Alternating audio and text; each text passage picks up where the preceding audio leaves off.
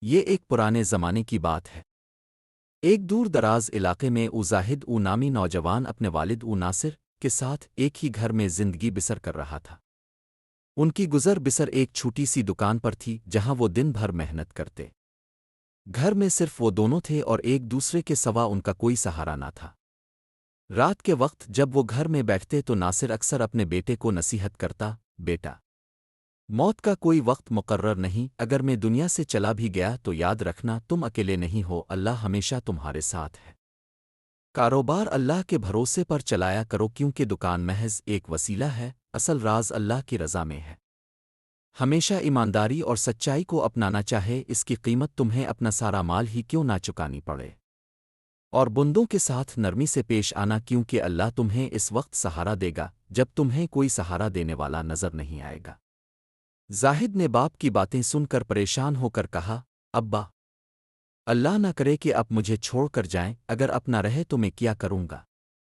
ناصر نے بیٹے کے سر پر شفقت بھرا ہاتھ رکھا اور مسکرا کر کہا، بیٹا، یہی تو میں کہہ رہا ہوں، میرا جانا یقینی ہے، لیکن تمہیں کبھی اکیلا محسوس نہیں ہوگا اگر تم اللہ پر بھروسہ رکھو گے۔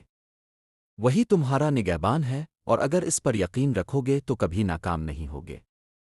باپ کی نصیحت سن کر زاہد کے دل میں ایک سوال اٹھا، اگر میں محنت کروں، ایمانداری اختیار کروں اور لوگوں سے نرمی سے پیش آؤں تو پھر اللہ پر بھروسے کا کیا مطلب؟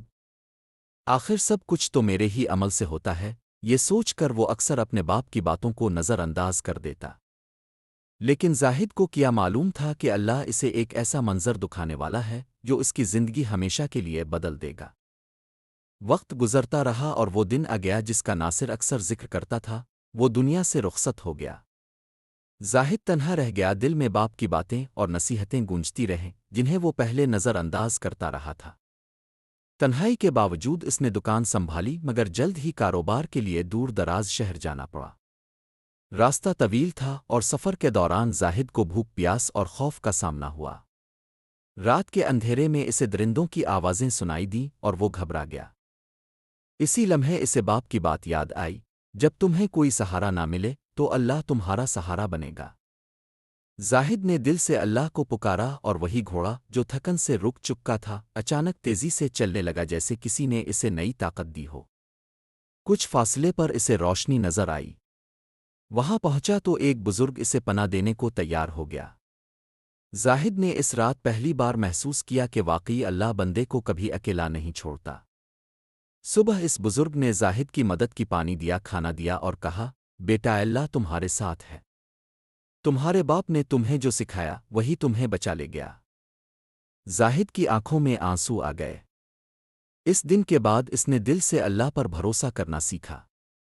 وہ جان گیا کہ دکان مال لوگ اصل سہارا نہیں، اصل سہارا صرف اللہ ہے۔